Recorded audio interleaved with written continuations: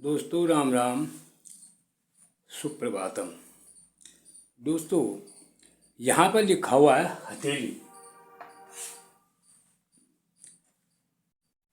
ये इसलिए लिखा है कि हाथ देखने का एक सुगम तरीका, सरल सा तरीका अपने आप में,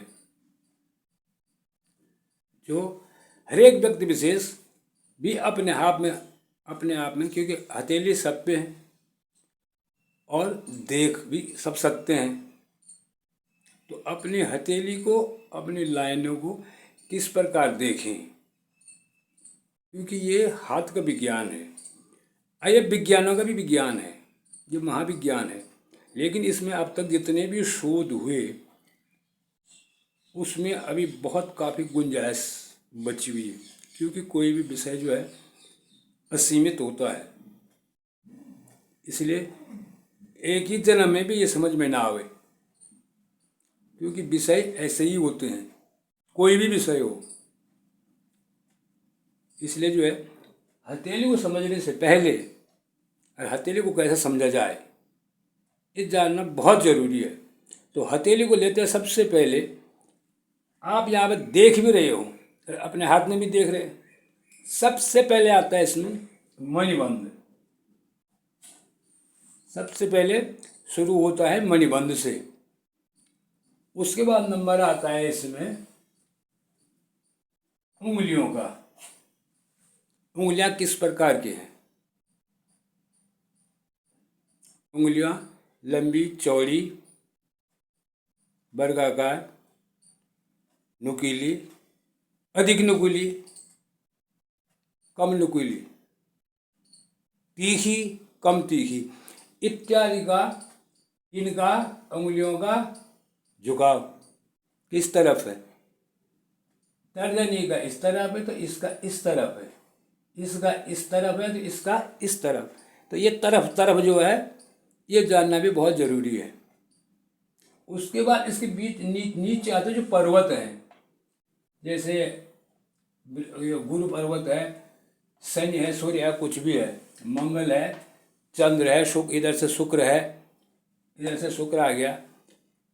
इन पर्वतों की बनावट, उभरे हुए, कम उभरे हुए, इनका भी झुकाव, इसका झुकाव इधर होता है, कभी इसका झुकाव बाहर की तरफ होता है, इसका झुकाव, बुध का झुकाव बाहर की तरफ होता है, फिर फर्क पड़ जाता है।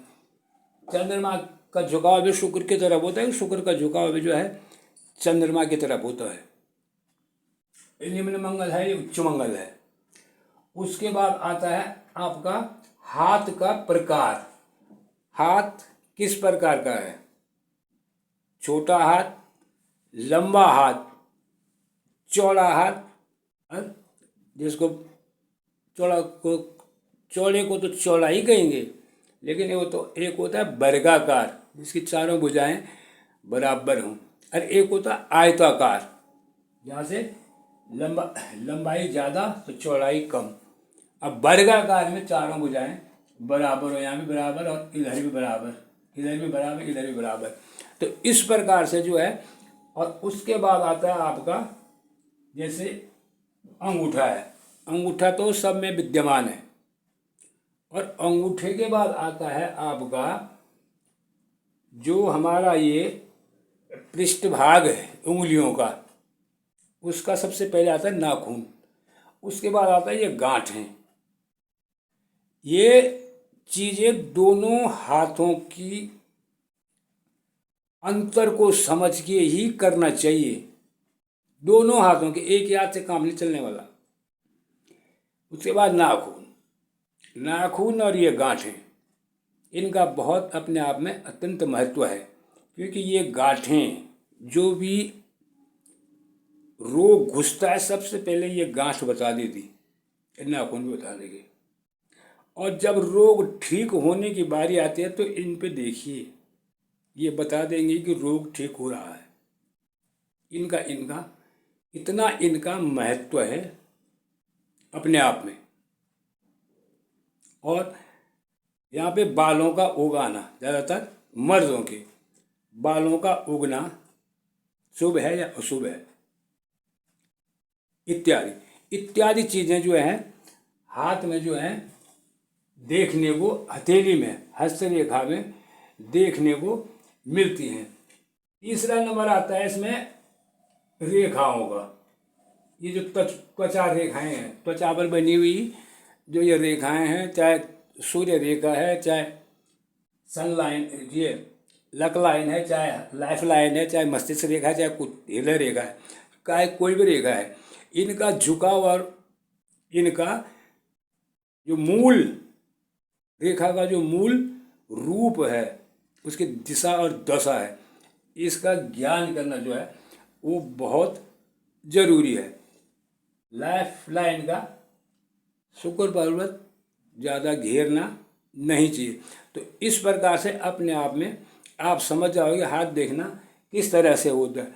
अंगूठा अत्यंत छोटा अंगूठा भी नहीं होना चाहिए, बहुत अधिक लंबा अंगूठा भी नहीं होना चाहिए। अंगूठा जो है तर्जनी के इस भाग तक आ जाए वो शुभ है, लेकिन बहुत ही नीचे हो तो वो भी अशुभ ही है। इसलिए इस प्रकार जो है अपना हाथ खुद देख लेना चाहिए, और उसमें से जितनी भी क्षुद्र चीज़ें हैं, जो कहीं पर कोई कट रही हो, समझ में आ रही हो तो तू किसी को भी पूछ लियो, लेकिन जितनी शुभ और अशुभ चीज़ें इसमें बताई जाती है, हाथ दिखाने वाले बताते रहते हैं, तो इसे उससे निकाल के और उचित उपाय करके, उचित उपाय में सब मन से करने होते हैं, ये बाहर से दिखावे से नहीं चलते हैं। मैं कई बार कह चुका, भाग्य बदलना किसी का इतना आसान नहीं होता जितना मैं ही बोल रहा हूँ। हाथ देखने वाला इतना आसान नहीं होता, नुक्ते से हो जाता है, जब नुक्ते का पालन करें तब। इस प्रकार से जो है हाथ देखने की ये विधि है। इस प्रकार से मणिबंध से लेके यहाँ पर्वत रेखा और उन पे बनने वाले चिन्हों की सख्त जरूरत पड़ती है देखने की।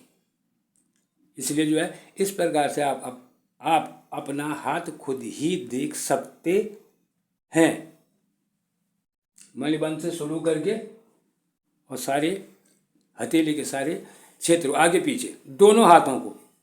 इसलिए देखते रहिए जय केदार। तब तक के लिए जय हिंद।